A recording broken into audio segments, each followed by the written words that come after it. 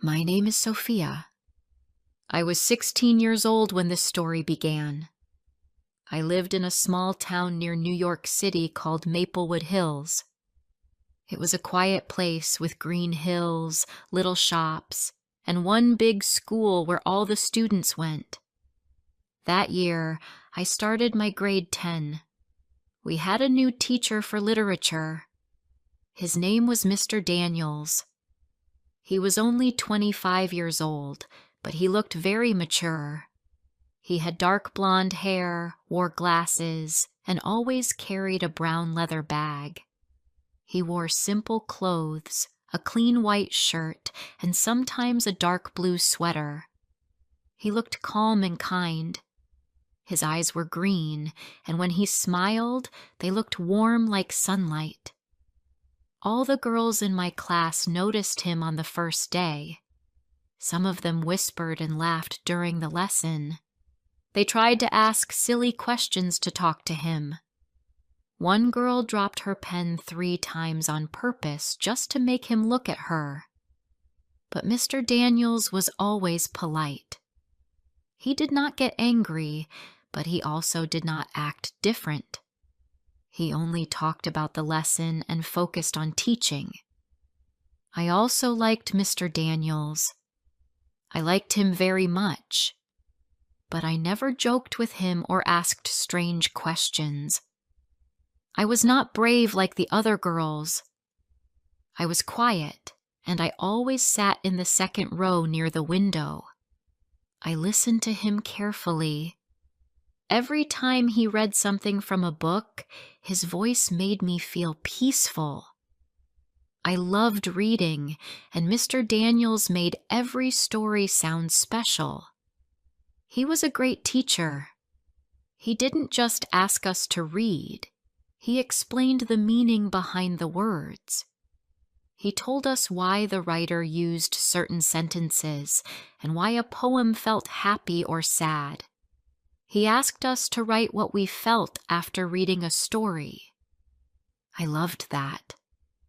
I always wrote my best, hoping he would notice. And he did. After class, he sometimes gave me back my paper and said, "Good work, Sophia." Just those words made my heart feel light. Sometimes he smiled at me in the hallway. I felt my cheeks become warm. I never missed his class. Even when I was sick, I came to school. I wanted him to see me as a good student. I wore my best clothes on the days we had his class. I brushed my hair nicely and put on a small silver ring my grandmother gave me. I was not trying to look pretty like the other girls. I just wanted to feel good about myself. I hoped he would notice that I was different. But Mr. Daniels was always the same. He was friendly, but not too close. He helped everyone in the same way. Still, when he asked me questions during class, I felt my hands shake. My heart beat very fast. But I answered, even if I was scared.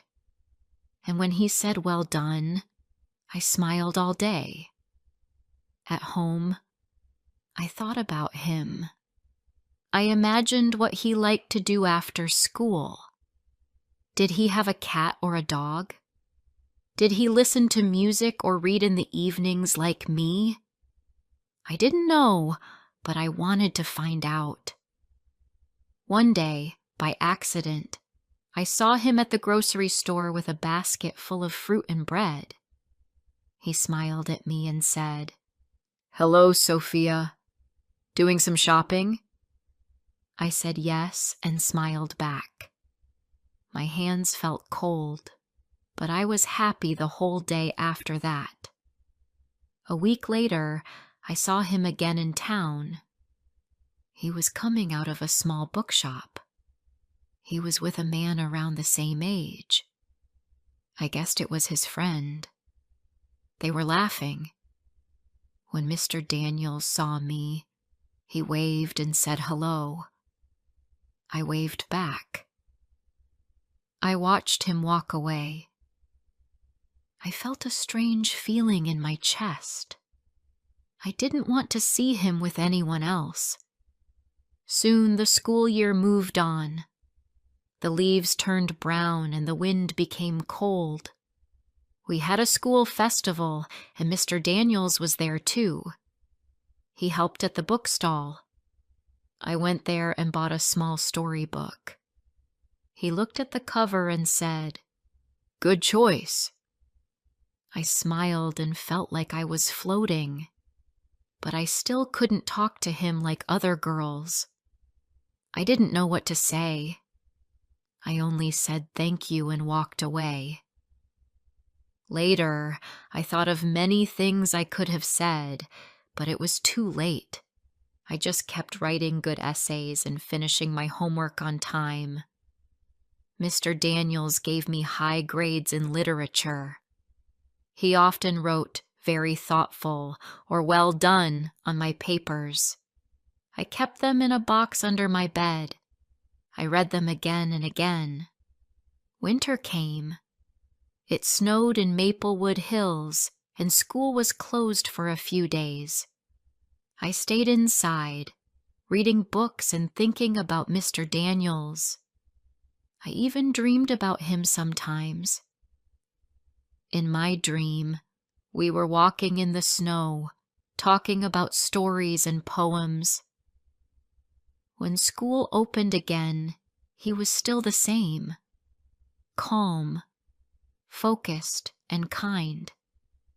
And I was the same, quiet, shy, and full of secret feelings.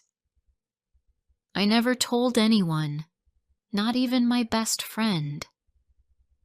I knew people would laugh or say it was silly, but it didn't feel silly to me. Then one day, something changed. It was the last day before spring break. After class, Mr. Daniels told us he had some news. He was leaving our school. He got a teaching job at a university in another city. The class went quiet. Some girls looked very sad. One of them even cried. I felt frozen. I couldn't move. I just sat there, looking at him. He smiled and said he enjoyed teaching us and wished us all the best.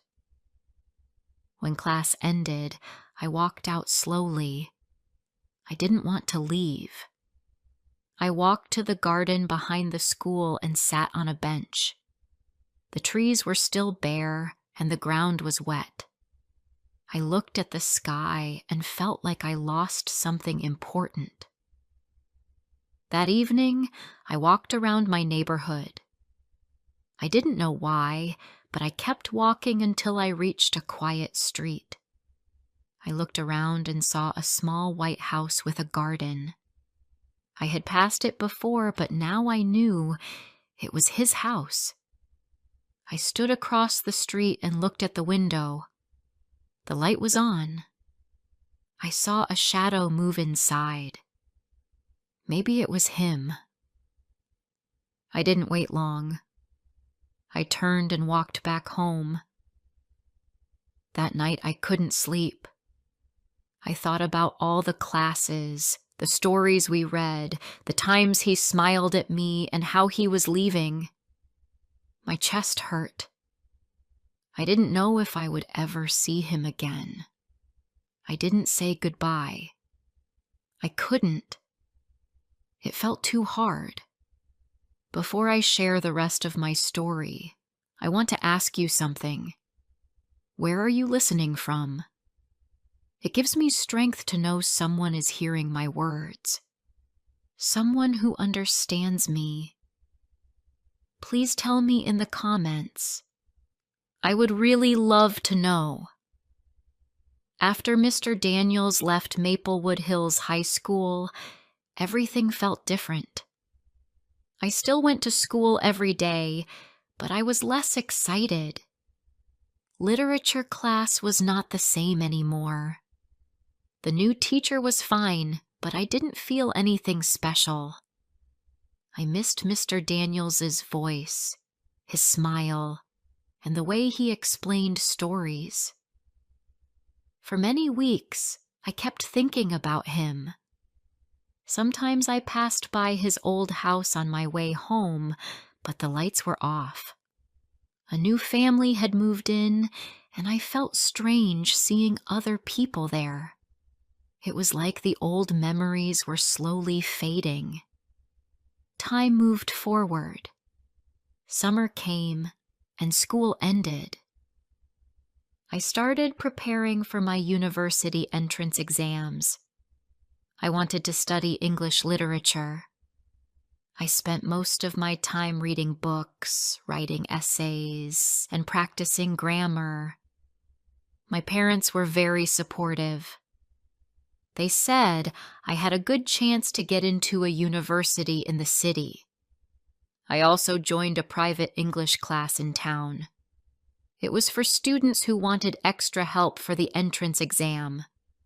The class was small, only 8 students. We met twice a week in the evening. The lessons were held in a quiet building not far from the train station. On the first day, I walked into the room and sat down quietly. I opened my notebook and looked around. A few other students were already there. Then the door opened and the teacher walked in. My heart almost stopped. It was Mr. Daniels. He looked surprised too when he saw me. But then he smiled and said, "Welcome, everyone. I'm Mr. Daniels, and I'll be your teacher for the next 6 months." I could not believe it. He was really there, just a few feet away from me. He looked a little different. His hair was shorter now, and he wore a dark jacket. But his kind green eyes were the same. My hands felt cold again, just like before. After class, he came up to me. "Sophia," he said, "it's good to see you again. You've grown." I smiled. "I didn't expect to see you here." "I moved back last month," he said. "I miss teaching high school students, so I decided to return." We didn't say much more, but that short talk made me feel warm inside. The next few weeks passed quickly. I worked very hard in his class. I answered questions, completed every assignment, and stayed after class to ask about difficult topics. Sometimes we talked for a few minutes after the lesson. He asked me about my plans. I told him I wanted to study literature. He said that was a good choice. One evening, it started raining just as class ended. I didn't bring an umbrella. I stood near the door, looking at the street. The rain was heavy. "Do you want me to walk you home?" Mr. Daniels asked. He held a large black umbrella. I was surprised. "Are you sure?" I said. "Of course," he replied. We walked slowly through the rain. The streets were quiet. The only sound was the soft tapping of rain on the umbrella. "Do you still read a lot?" he asked. "Yes," I said. "Even more than before." We talked about books, school, and the future. It was the best walk I had in a long time. After that evening, he walked me home more often. Sometimes we stopped at the park. We sat on a bench and talked about stories or music. He told me about his new job, and I told him about my dreams. We laughed. I felt like we were not just student and teacher anymore. We were 2 people who understood each other. One Saturday, he asked if I wanted to go to the cinema. "It's an old movie, but I think you'll enjoy it," he said. I said yes. That evening, I wore a nice dress and a small necklace. We met outside the theater. He looked happy to see me. We watched the film and then walked to a small cafe. It was raining again, and the cafe lights looked golden through the window. That night, he kissed me for the first time. It was soft and gentle, and I felt like I was in a dream. After that, we spent more time together. We kept it a secret. Only I knew.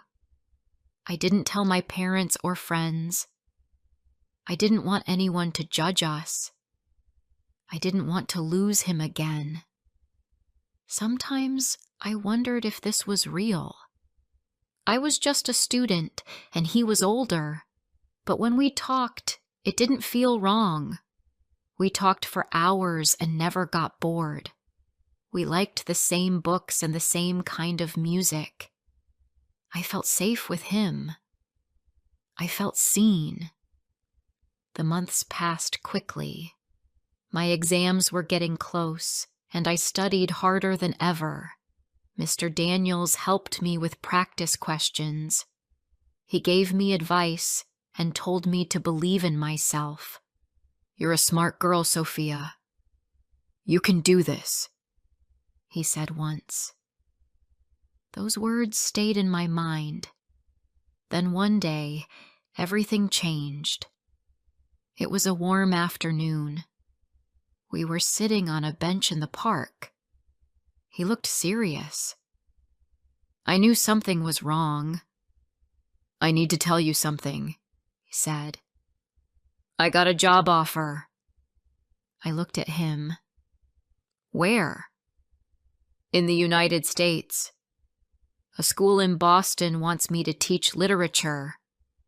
It's a big opportunity." I didn't speak. I just looked at the trees in front of me. "I haven't said yes yet," he added, "but it's a good chance for me." I felt my heart break slowly. I tried to smile, but I couldn't. "I understand," I said quietly. He took my hand. "I care about you, Sophia. You're very special to me. But this is important for my future." I nodded slowly. I didn't want to stop him. I wanted him to grow. But I also didn't want to lose him again. We promised to stay in touch. He said he would write to me. I said I would reply. The next few weeks were hard. We met a few more times. We talked, walked, and said goodbye again and again. On his last day, we met one final time. He gave me a book of poems with my name written inside. "Never stop writing," he said. I smiled and hugged him. Then he left. Just like that. After Mr. Daniels left for Boston, I felt empty for a while. I still went to my English classes and studied for the university exams, but something inside me had changed. My heart felt quiet, like a song that had stopped playing. We exchanged letters at first. He wrote about his new job, the school, and the city. I told him about my exam preparation and the books I was reading. Every week, I waited for his letter. I checked the mailbox every day, hoping to see his handwriting on an envelope. For the first few months, the letters came regularly. But then they started coming late. Sometimes 2 weeks passed, sometimes 3. Then one day, I didn't get a letter at all. I waited. I wrote him again, but he didn't reply for a long time. When his next letter came, it was shorter. He said he was busy, that his work took all his time. He hoped I was doing well. I read the letter again and again, but something felt different. His words didn't feel the same. They felt cold, like someone writing to a stranger. I didn't write back right away. I waited. Then I stopped writing at all. I passed my exams and got into a university in New York City. It was a big moment for me. My parents were proud and my friends were excited. But inside, I felt quiet. I carried the memory of Mr. Daniels like a closed book inside my heart. I didn't talk about it to anyone. University life was busy. I met new people, made friends, and studied hard. Slowly, the days passed, and Mr. Daniels became a memory. I still kept the book of poems he gave me. I didn't open it often, but I kept it safe on my shelf. Years passed. One evening, during my last year of university, I was sitting in the library. I was tired of studying, so I opened my laptop and went to a social media site. I typed his name, James Daniels, into the search bar. And there he was. His profile picture showed him standing in front of a school building. His hair was shorter now, and he had a beard. He looked older, maybe even tired. But it was him. I didn't know what to do. I sat there for a few minutes, just looking at the screen. Then I typed a short message. "Hello, Mr. Daniels. This is Sophia from Maplewood Hills. I hope you remember me." I sent it. The next day, I got a reply. "Of course I remember you, Sophia. It's nice to hear from you. How have you been?" We talked a little online. We shared what we were doing, where we were living, and how life had changed. After a few days, he asked if I wanted to meet. He was visiting New York for a conference. I said yes. We planned to meet at a small cafe near the park. I arrived early. I wore a simple dress and tied my hair back. I didn't know what to expect. I looked out the window and waited. Then I saw him. He walked in slowly, wearing a dark coat. His face looked older. He had small lines near his eyes, and he had gained some weight. His green eyes were not as bright as I remembered. "Hi, Sophia," he said with a smile. "Hi," I said. We sat down and ordered coffee. We talked about school, work, and the years in between. He told me about his job in Boston. I told him about university and my plans to become a writer. But something was missing. I didn't feel the same. He was kind, still calm and polite, but the feeling I once had was gone. The person I had loved at 16 didn't live in this man anymore. Or maybe I was not the same girl. After 2 hours, we said goodbye. He said, "It was really nice to see you." I smiled. "It was nice to see you too." That evening, I walked back to my apartment. I felt a mix of feelings, peace, sadness, and a little joy. I thought about everything we shared. It was real, but it was over. A few days later, he sent me a message. "It was nice meeting you. I hope we can stay friends." I replied, "Thank you, Mr. Daniels. I wish you all the best." We talked a little more after that. but I knew deep inside it was time to move on. 1 week later, I was walking in the park near my apartment. It started to rain. I stood under a tree and watched the drops fall. The world looked soft and quiet. I remembered the time he walked me home in the rain. I remembered the sound of his voice, his gentle smile, and the way I once felt. And I smiled. I thought, life is like rain. Sometimes it feels cold and sad, but it also helps flowers grow. It makes the earth new again. It washes away what is old and brings something fresh. I still remember Mr. Daniels sometimes, but now, when I think of him, I don't feel pain. I feel calm.